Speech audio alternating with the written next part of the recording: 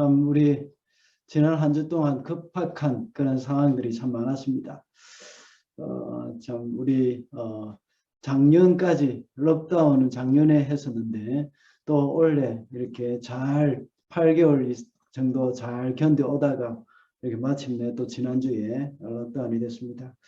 그런 가운데서 우리가 이렇게 온라인으로 예배를 드리고 대면으로 할 수가 없지만 아버지 앞에 드리는 그런 예배로서 하나님이 정말 기뻐 받으시는 그런 예배가 되었으면 좋겠습니다.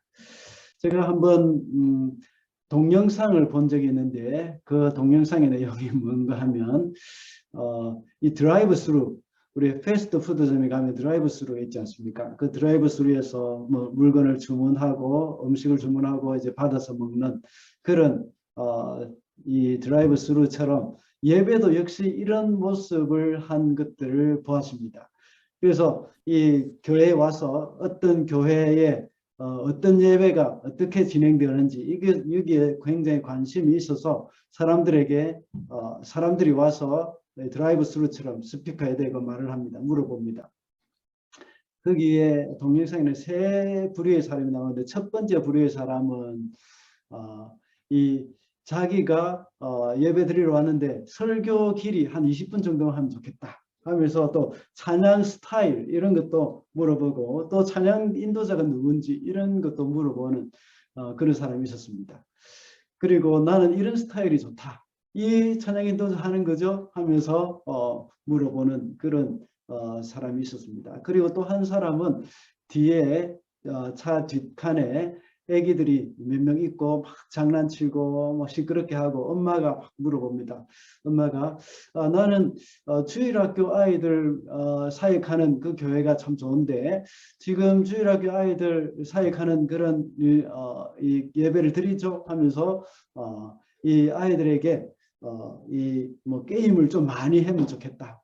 그리고 영화 동영상도 좀 많이 보면 좋겠고 동영상 스타일이나 또 간식 이런 것도 좀 요런 것을 주면 좋겠다 하고 말합니다. 그리고 아이들 돌봄 그런 부분도 역시 세밀하게 좀 챙겨주면 좋겠고 의자도 가죽 의자의 소파에 좀 앉을 수 있으면 좋겠다 하고 그렇게 말을 합니다. 또 어떤 부류의 마지막 부류의 사람은 이렇게 말합니다. 오늘 설교자가 누구죠? 그러니까 존 누구누구라 하니까 네, 그 사람 마음에 안 들어요 하면서 가려고 합니다. 그러자 이 스피커에서 잠깐만요 하면서 내가 잘못 말씀드렸습니다. 다른 사람입니다. 그러면서 이름을 이야기해 주니까 그 사람 좀 좋군요 하면서 이제 또 계속 물어봅니다. 그러면서 이 스크린 자막 스타일을 좀 잘 이야기를 합니다. 그리고 성찬식과 떡도 이야기합니다. 네.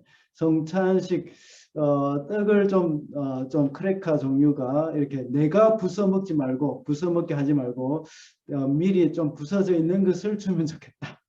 그리고 포도주스 지난주에 보니까 이 캔에 들어있는 것을 이렇게 그냥 따라서 주던데 이걸 하나님이 기뻐하시겠냐고 이런 거는 하나님 기뻐 안 하신다고 하면서 그냥 내추럴한 100% 포도주스 이것을 좀 준비해 달라고 그걸 하면 참 좋겠다고 말을 합니다. 그리고 설교 스타일이 너무 좀 부담스럽고 챌린지하지 않도록 하면 좋겠다. 그리고 또 구약을 중심으로 하는지 신약을 중심으로 하는지 모르겠는데 나는 신약을 중심으로 하는 설교를 나는 더 좋아한다고. 이런 식으로 이렇게 이 패스트푸드점처럼 이렇게 마이크에 대고 말을 합니다. 한편으로는 굉장히 좀 재미있고 웃었습니다. 그런데 또 한편으로는 참 씁쓸한 생각이 들었습니다. 이 동영상이 만들어진 이유가 뭐겠습니까? 오늘날 이런 부류의 교인들이 많이 생겨나고 있기 때문입니다. 만약 오늘 본문에 나오는 아브라함의 이 제사, 하나님 앞에 드리는 이 예배를 생각한다면 정말 이 예배자의 태도는 완전히 틀렸다는 그런 생각이 들 것입니다. 그래서 오늘은 이 참된 예배의 현장이라는 제목으로 우리가 하나님 앞에 올바른 예배를 드리는 현장에는 어떤 일이 일어나는지 살펴보도록 하겠습니다. 첫째로 예배의 현장에는 죽음이 있습니다. 9절과 10절 말씀입니다. 그들이 하나님이 말씀하신 그곳에 이르러 아브라함은 거기에 제단을 쌓고 제단 위에 장작을 벌려놓았다. 그런 다음에 제 자식 이삭을 묶어서 제단 장작 위에 올려놓았다. 그는 손에 칼을 들고서 아들을 잡으려고 하였다. 아브라함과 이삭은 하나님이 말씀하신 곳에 도착을 했습니다. 그리고 아브라함은 제단을 쌓고 그 제단 위에 장작을 올려놨습니다. 그리고 이삭을 묶어서 제단에 장작을 펴놓은 그 위에 이삭을 올렸습니다. 아브라함은 자기의 생명보다 더 소중한 이삭을 죽이기로 결심을 했던 것입니다. 아브라함은 이삭을 죽이느니 차라리 내가 죽는 것이 더 쉬웠을 것이다 하는 이런 차라리 내가 죽는 것이 더 낫다 하는 그런 생각을 늘 했을 것입니다. 아마 모든 부모가 다 그럴 것입니다. 자식이 죽는 것을 부모로서는 차마 보지를 못합니다. 차라리 자식을 대신해서 내가 죽는 것이 훨씬 낫다고 생각을 합니다. 더군다나 아브라함은 이삭을 100세에 얻은 아들입니다. 얼마나 사랑스러웠겠습니까? 이런 아들을 죽여서 제물로 바친다는 그런 생각을 할 때 그의 마음은 어땠겠습니까? 아브라함이 이렇게 이삭을 죽여서 제물로 바치기로 마음먹었을 때는 이미 자기도 죽었습니다. 그 속에 내가 이삭을 보호해야 한다, 내가 지켜야 한다는 그런 생각들, 그런 마음들 이미 다 죽었습니다. 이삭은 내 아이라는 생각도 역시 이미 죽었습니다. 내가 이삭의 아버지라는 생각도 이미 다 역시 죽었습니다. 내 눈에 흙이 들어가기 전에는 이삭을 죽일 수 없다 하는 그런 생각도 이미 죽었습니다. 이삭에 대한 자신의 모든 생각도 이미 다 죽었던 것입니다. 저희 누님이 저의 조카를 기를 때의 일이 생각이 납니다. 누님에게는 아들이 하나밖에 없었습니다. 그 누님에게는. 물론 지금은 그 조카가 다 자라서 벌써 결혼을 해가지고 아기가 둘이나 있습니다. 저는 이 조카의 누님이 조카에게 하던 그 말이 참 잊을 수가 없습니다. 그 조카의 이름이 성철입니다. 그러면서 저희 누님이 성철이에게 수시로 물어봤습니다. 성철이는 누구의 아들? 하고 이렇게 물어보면 이 성철이는 대답하기를 하나님 아들 하고 이렇게 대답을 합니다. 저희 누님이 왜 이렇게 물었을까요? 그 아들을 하나님께 드렸다는 겁니다. 그리고 순간순간마다 아들에 대한 걱정이 있을 때마다 그것을 상기시키는 것입니다.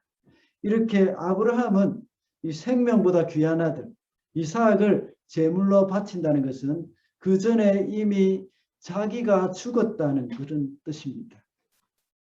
만약 아브라함이 자기를 죽이지 않았다면 이런 순간에 어떻게 했겠습니까? 그는 처음부터 이른 새벽에 브엘세바에서 떠나지도 않았을 것입니다. 그리고 부부는 일심동체라고 생각을 하면서 자기 아내 사라와 의논을 했을 것입니다.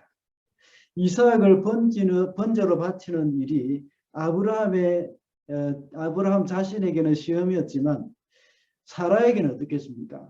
사라에게는 이것이 시험이 아니라 미친 짓입니다. 만약에 아브라함이 자기를 죽이지 않았다면 당연히 사라에게 말을 했을 것입니다. 사라는 어떻게 반응했겠습니까? 사라는 아마 하나님을 떠났을 것입니다. 이런 하나님을 나는 믿을 수 없어 하고 말했을 것입니다. 그리고 이삭을 데리고 가기 전에 나를 죽이고 가라고, 나를 먼저 죽이고 가라고 하면서 그 길을 막았을 것입니다. 그래서 아브라함이 자기를 죽이지 않았다면 아내가 동의하지 않았다는 그런 핑계를 댈 수 있기 때문입니다. 신앙에는 핑계가 있을 수 없습니다. 많은 사람들은 핑계거리를 참 많이 찾습니다. 아내는 남편의 핑계를 대고 남편은 아내의 핑계를 댑니다. 젊은 부부는 아기 핑계를 댑니다. 왜냐하면 아직 자기를 죽이지 못했기 때문입니다. 사실은 아내 때문도 아니고 남편 때문도 아닙니다. 그리고 아기 때문도 아닙니다. 자기 자신이 원하지 않거나 별로 관심이 없기 때문입니다. 그러나 아브라함은 자기를 죽였습니다. 그래서 다른 아무 핑계를 대지도 않고 모든 방해물을 다 차단하고 이른 아침에 일어나서 이 장작까지 다 챙겼습니다. 장작이 없어서 못 들었습니다. 하고 이렇게 핑계를 대지 못하도록 자기는 그렇게 했습니다. 모든 방해물을 다 차단하고 이삭을 하나님께 드리는 그 길로 갔던 것입니다. 이삭도 역시 이런 아버지에 대해서 전혀 반항을 하지 않은 것을 볼 때에 하나님께 바쳐지는 제물로 자기가 죽기로 결심을 했었음을 알 수가 있습니다. 그때 당시 이삭은 어린아이가 아니었습니다. 많은 대부분의 신학자들은 이삭이 그때 10대 후반이었다고 말합니다. 어떤 분들은 20대 초반이었다고 말하는 사람도 있습니다. 그 나이 120세 전후가 된 아버지를 이 이삭은 쉽게 밀어버리고 도망갈 수도 있었습니다. 오히려 아브라함은 이삭이 이렇게 해주기를 원했을 수도 있습니다. 그래서 멀리 도망가서 정말 이삭아 살아만 있어줘도 좋겠다. 나와 같이 있지 않아도 돼. 그냥 도망가서 살아만 있어. 하고 이런 마음이 얼마나 굴뚝굴뚝 일어났겠습니까? 그러나 그렇게 하지 않고 묵묵히 이삭은 묶이고 제단 위에 있는 장작 위에 올라갔다고 말씀하고 있습니다. 이것은 이미 이삭이 아버지 아브라함이 하는 일에 동의를 했다는 말입니다. 자기를 죽여서 하나님께 제물로 드리겠다는 그런 아버지의 말에 누가 쉽게 동의하겠습니까? 그만큼 이삭의 신앙이 깊어졌다는 것입니다. 그리고 이 일은 이삭도 역시 자기를 죽였기 때문에 가능한 일입니다. 결국 나중에는 하나님이 죽이지 못하도록 하셨지만 이미 이삭은 죽은 것이나 마찬가지입니다. 이렇게 아브라함도 그리고 이삭도 하나님의 뜻 안에서 자신을 죽인 것입니다. 그렇게 하면서 하나님이 기뻐하시는 예배로 드렸던 것입니다. 그래서 사도 바울은 로마서 12장 1절에는 이렇게 말씀하고 있습니다. 형제 자매 여러분, 그러므로 나는 하나님의 자비하심을 힘입어 여러분에게 권합니다. 여러분의 몸을 하나님께서 기뻐하실 거룩한 산 제물로 드리십시오. 이것이 여러분이 드릴 합당한 예배입니다. 로마서 12장 1절 말씀입니다. 하나님 앞에 예배를 드리는 사람은 자신이 이미 제물로 죽었다는 사실을 알아야 합니다. 자신의 죄된 본성과 함께 옛 자아가 죽어야 합니다. 하나님의 뜻 앞에 나 자신을 죽이고 하나님의 뜻에 순종하는 것, 이것이 바로 나를 죽이고 산 제물로 하나님 앞에 드리는 것입니다. 어떤 사람은 참 수없이 예배를 드리고 예배 현장에 찾아오지만 아직 죽지 않은 자아가 있습니다. 나의 생각들과 나의 자존심과 세상적인 가치관, 세상의 자랑 그대로 가지고 와서 하나님 앞에 예배 드린다고 합니다. 이런 사람들은 이 서론에서 봤던 그 동영상에 나오는 사람들과 동영상에 나오는 그런 사람들과 같습니다. 예배의 주체가 누구인지를 모를 지경입니다. 오늘날 성도들이 이런 예배의 주체, 이것을 알지 못하는 오류에 빠지고 있습니다. 예배의 주체는 하나님이십니다. 하나님께서 기뻐하시는 예배를 드려야 합니다. 그런데 내가 좋은 예배, 내 스타일에 맞는 예배를 찾아다니는 그런 성도들이 얼마나 많아졌는지 모릅니다. 그래서 수없이 많은 교회를 다니면서 자기 스타일에 맞는 그런 교회를 찾으려고 합니다. 물론 그것이 나쁘다는 것은 아닙니다. 여기서 우리가 말하고자 하는 것은 예배의 주체가 누구냐? 하나님이 예배의 주체냐? 내가 예배의 주체냐? 내가 원하는 예배를 드려야 하느냐? 하나님이 원하는 예배를 드려야 하느냐? 이것이 더 문제입니다. 그뿐만 아니라 교회에서 내가 인정을 받아야 하고 또 교회에서 나의 의견이 관철되어야 한다는 그런 생각으로 가득 차 있습니다. 그때는 온전한 예배가 이루어질 수 없습니다. 우리는 이런 것들을 죽여야 합니다. 우리 하나님의 말씀의 검을 가지고 우리의 이 죽어지지 못한 생각들을 찔러 쪼개야 합니다. 자아를 죽여야 합니다. 그럴 때 하나님이 기뻐하시는 참된 예배가 이루어지는 것입니다. 그러므로 예배 현장에는 자아의 죽음이 있다는 것을 기억해야 합니다. 사도 바울은 나는 날마다 죽는다고 고백했습니다. 주님 앞에 나올 때마다 아직 내 속에 살아있는 옛 자아가 없는지 우리는 살펴봐야 합니다. 그래서 그것을 우리는 죽여야 합니다. 자아의 죽음이 있는 곳, 그것이 바로 예배의 현장, 진정한 참된 예배의 현장이 된다는 것입니다. 둘째로 참된 예배의 현장에는 대속이 있습니다. 13절 말씀입니다. 아브라함이 고개를 들고 살펴보니 숲풀 속에 순양 한 마리가 있는데 그 뿔이 숲풀에 걸려 있었다. 가서 그 순양을 잡아다가 아들 대신에 그것으로 번제를 드렸다. 이삭을 죽이지 말라고 하는 하나님의 음성이 있었습니다.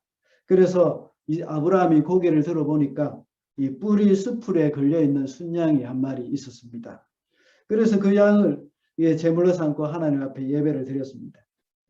이삭을 대신해서 순양이 죽은 것입니다. 아브라함과 이삭은 비록 자신들이 죽지는 않았지만 이 순양의 죽음을 볼 때 그들은 그것이 단순한 한 마리의 양의 죽음이 아니었던 겁니다. 왜 그랬을까요? 그것은 자신을 대신해서 죽은 것이라는 것을 그들이 직접 경험했기 때문입니다. 제 아내가 이 중환병에 걸려서 수술을 몇 번 하고 겨우 살아났습니다. 당하는 고통을 참 옆에서 지켜본 사람으로서는 참 마음이 얼마나 안타까웠는지 모릅니다. 지난번에도 한번 말씀을 드린 적이 있었던 것 같은데 제가 정말 대신 아팠으면 좋겠다는 그런 생각이 들 정도였습니다. 이 아내는 항암 치료 때문에 제대로 먹지도 못하는데 참 뭐든지 잘 먹는 제가 참 너무나도 미안했습니다. 정말 또 아내는 이 통증 때문에 자다가 계속 깨어나는데 정말 잠 잘 자는 제가 너무 또 미안했습니다. 너무 안타깝고 미안해서 혼자 울기도 했습니다. 수술이 잘 되어서 몸조리만 잘하면 되는 줄 알았는데 또 더 크고 위험한 수술을 해야 된다는 그 말을 들었을 때는 이 병원 바닥에 주저앉고 싶었습니다. 그러면서 이 과거에 교회 사역을 하면서 병원 신방을 다녔던 생각이 났습니다. 성도들을 위해서 기도해 주면서 힘을 내시라고, 하나님이 고쳐주실 것이라고 했던 이런 저 자신의 모습이 너무나도 부끄러웠습니다. 그들의 마음을 충분히 이해해 주지 못했다는 생각이 들었습니다. 그런데 제가 그 당사가 되어 보니 그제서야 그분들의 심정을 조금이라도 이해를 할 수 있었습니다. 제가 얼마나 못난 목사였든지 참 돌아보는 그런 시간이었습니다. 아, 그들의 마음이 이랬구나 하는 그런 생각이 들었습니다. 아브라함과 이삭도 역시 지금까지 하나님께 예배를 드리면서 많은 짐승들을 제물로 바쳤을 것입니다. 그런데 지금까지 바쳐온 제물과 오늘 바치는 제물은 많이 달랐습니다.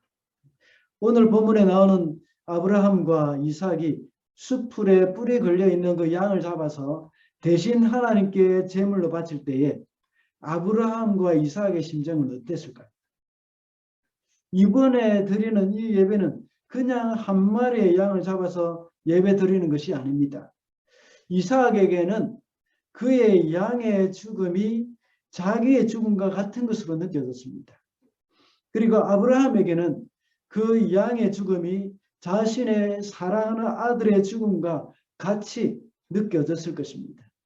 왜냐하면 이삭이 죽어야 할 그 죽음을 이 양이 대신 죽은 것이기 때문입니다. 그 후로 아브라함과 이삭이 하나님 앞에 예배드릴 때 그들의 마음이 어땠겠습니까? 얼마나 감격스러웠겠습니까? 지금까지 드리는 제사와는 완전히 달라질 것입니다. 이제 제물로 바치는 그 짐승은 그저 그런 짐승이 아닙니다. 그것은 이삭 자신이었습니다. 그리고 아브라함에게는 자신의 생명보다 더 귀한 그 아들이었던 것입니다. 아브라함과 이삭은 하나님 앞에 예배를 드릴 때마다 그 모리아 산의 사건을 잊을 수가 없었을 것입니다. 그것이 그들에게는 얼마나 큰 감격의 순간이었겠습니까? 그들에게 있어서 참된 예배가 이루어질 수 있었던 것입니다. 우리가 대속의 죽음이라고 생각할 때 그저 구약의 제사로 생각을 할 수도 있습니다. 구약의 제사로서는 짐승을 잡아서 하나님께 제물로 바친다는 생각만 하고 거기로 그칠 수도 있습니다. 그것이 나와 아무 상관이 없다고 느껴질 수도 있습니다. 왜 그렇습니까? 아브라함과 이삭과 같이 자신들이 예배의 현장에서 죽지 못했기 때문입니다. 자신들이 그들 자신이 죄 때문에 괴로워하면서 아직도 죽지 않은 옛자 때문에 하나님 앞에 가슴을 치면서 괴로워하는 그러한 일들이 그런 경험이 없었기 때문입니다. 그래서 그 대속 제물이 내가 아니라 남의 일처럼 느껴지는 겁니다. 이것이 나의 일처럼 느껴지기 위해서는 내가 죽어야 하는 겁니다. 이 순양은 하나님이 예비해 놓으신 것입니다. 그러나 이 순양은 하나의 상징일 뿐입니다. 본래 하나님의 계획은 이삭 대신에 당신의 아들을 예비해 두신 것입니다. 그래서 그 일로부터 먼 훗날 우리를 살리기 위해서 예수님이 이 땅에 오셔서 죽으셨습니다. 예수 그리스도의 그 대속의 죽음, 그것이 바로 참된 예배의 현장입니다.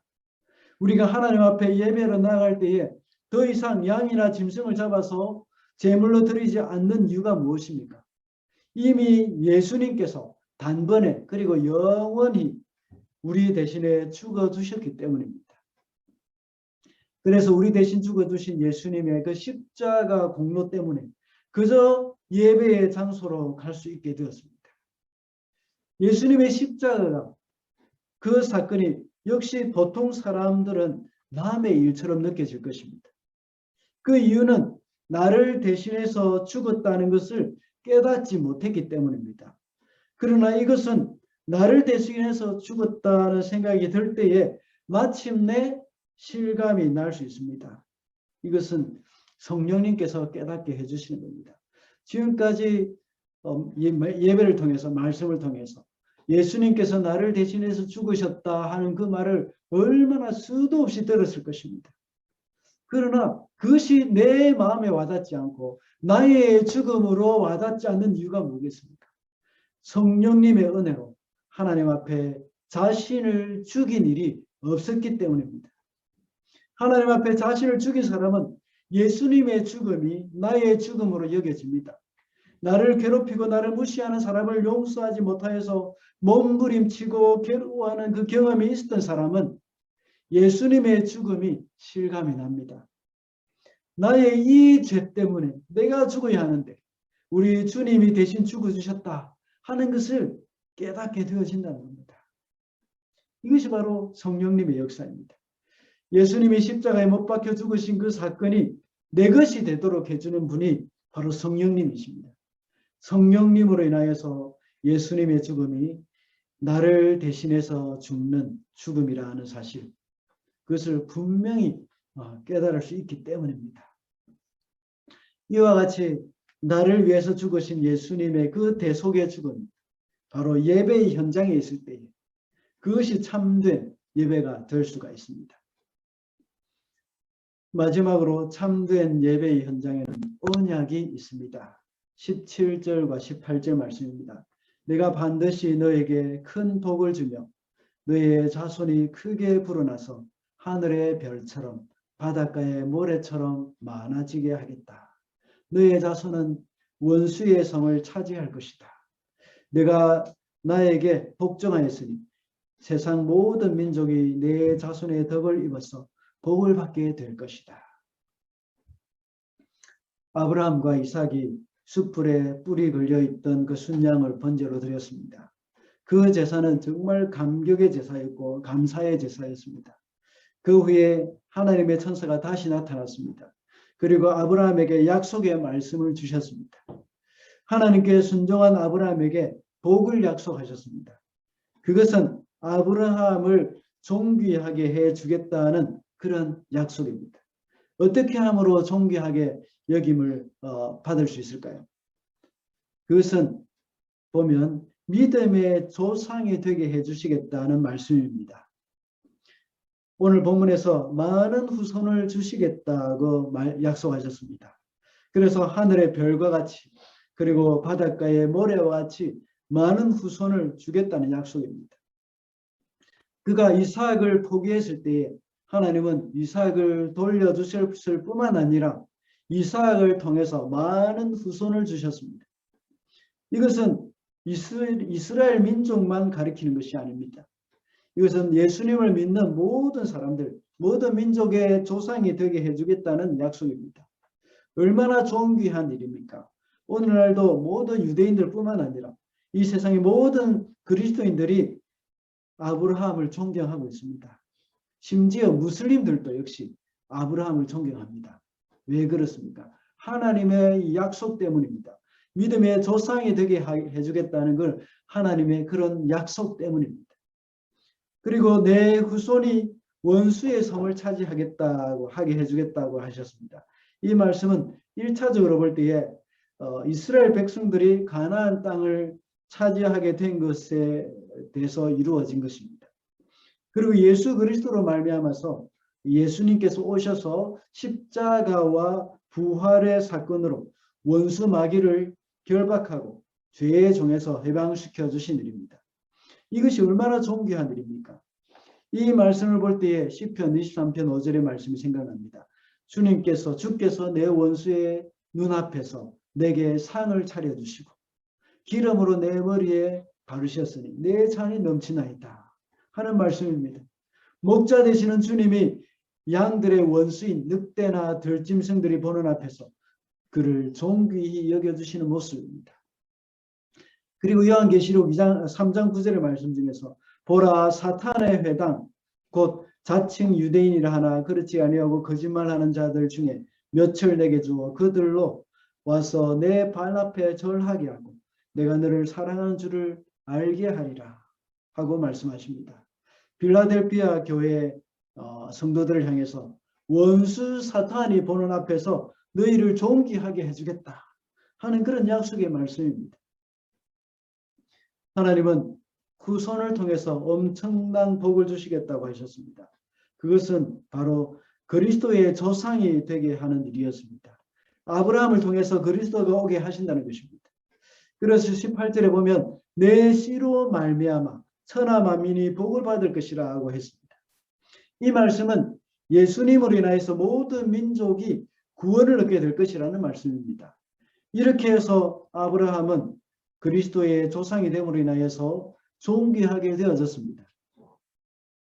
하나님은 예배 현장에 우리에게도 언약을 주십니다. 하나님 앞에 예배할 때에 하나님께 올려드리는 것이 있고 하나님께 받는 것이 있습니다. 올려드리는 것이 무엇입니까? 우리가 하나님 앞에 드리는 우리의 마음, 찬양, 그리고 기도, 그리고 우리의 헌금, 우리의 몸을 드리는 것, 이런 것들이 다 하나님 앞에 드리는 예배입니다. 그리고 이렇게 드릴 때에 받는 것이 있습니다. 그것이 바로 하나님의 약속의 말씀입니다. 하나님이 우리에게 복을 주시고 또 하나님께서 우리에게 말씀을 주시는 겁니다. 오늘 본문에서 나오는 이삭과 아브라함이 하나님 앞에 예배했던 그 예배의 현장을 보십시다. 바로 그들의 몸을 드렸고 그들의 몸을 제물로 드린 것입니다. 하나님 앞에 마음을 다 드렸습니다. 그럴 때에 하나님께서 아브라함과 이삭에게 약속의 말씀을 주신 것입니다. 존귀케 주겠다는 그런 약속의 말씀을 주셨습니다. 우리에게 주신 그 언약, 영생을 약속하셨습니다. 하나님의 자녀로서 누릴 수 있는 모든 복을 우리가 누리게 될 것이라는 약속을 주셨습니다. 주님이 우리에게 언약을 주심으로 우리도 역시 아브라함과 같이 존귀하게 여김을 받게 됩니다. 우리가 예배를 통해서 하나님을 존귀하게 할 때에 하나님도 역시 우리를 존귀하게 해주십니다. 하나님께서 이 엘리 제사장에게 나타나서 말씀하신 그런 말씀이 있죠. 네가 나보다 네 자식을 더 중하게 여기면 내가 그를 멸망시키겠다. 망하게 만들겠다. 하고 말씀하셨습니다. 더 중하게 여겼다는 말이 뭡니까? 하나님보다 자식을 더 중하게 여겼다. 존귀하게 여겼다는 겁니다. 하나님께 우리가 하나님을 존귀하게 여길 때 하나님은 우리를 존귀하게 여기십니다. 특히 이 세상의 마귀 사탄이 끊임없이 우리를 조롱하고 우리를 가치 없게 여기려고 애를 쓰지만 하나님은 우리를 존귀하게 여기십니다. 그래서 우리가 원수들에게 속지 말아야 합니다. 우리는 하나님의 자녀로서 존귀한 자들입니다. 아까 말씀드렸던 엘리 제사장에게 하나님께서 말씀하실 때 나를 존귀히 여기는 자를 내가 존귀히 여기고 나를 멸시하는 자를 내가 멸시하겠다 하고 말씀하셨습니다. 하나님 앞에 하나님을 존귀히 여기는 사람들, 그런 사람들에게 하나님은 존귀하게 여기십니다. 우리가 하나님을 존귀히 여기면서 하나님 앞에 온 마음과 정성을 다해서 가장 소중한 예배를 드릴 때 하나님은 우리를 존귀히 여기십니다. 영원한 언약을 받은 그런 자들이 되어집니다. 하나님은 우리의 원수 사탄 앞에서 우리에게 상을 차려주시고 기름으로 우리 머리에 바르셨습니다. 그리고 요한계시록 3장의 말씀과 같이 사탄이 우리 앞에 무릎을 꿇고 절하게 해주십니다. 그리고 주님이 우리를 사랑하신다는 것을 그들도 알게 해주겠다고 하셨습니다. 그래서 우리도 역시 하나님의 그리스도의 이름으로 승리하게 되어지는 것입니다. 우리가 예배를 통해서 하나님을 존귀히 여길 때에 하나님은 우리를 존귀히 해주시겠다는 언약을 주십니다. 우리는 버리는 만큼 얻게 됩니다. 어떤 목사님은 버리는 만큼 주님을 사랑하는 것이라고 했습니다. 우리가 재산을 버리는 만큼 이 재산을 버리면 재산만큼 주님을 사랑하고 주님을 존귀히 여기는 것입니다. 그리고 내 생명을 버리면 내 생명만큼 주님을 사랑하고 주님을 존귀히 여기는 것입니다. 이것이 바로 참된 예배의 현장에서 주님이 우리에게 주시는 언약입니다. 나 자신을 버릴 때 부활하신 주님이 나의 생명이 되어 주십니다. 그래서 우리도 역시 주님과 같이 존귀하게 되어지는 것입니다.